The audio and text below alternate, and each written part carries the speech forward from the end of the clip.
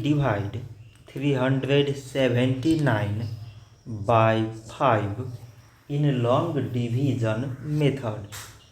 5 times 7 is 35. On subtracting we get 2.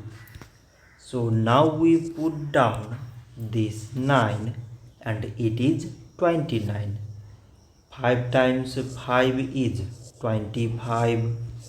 On subtracting we get 4. So now we have no any other number to put it down. So we take here decimal, so that we put 0. So it is 40 and 5 times 8 is 40. On subtracting we get 0. So 379 divided by 5 is 75.8.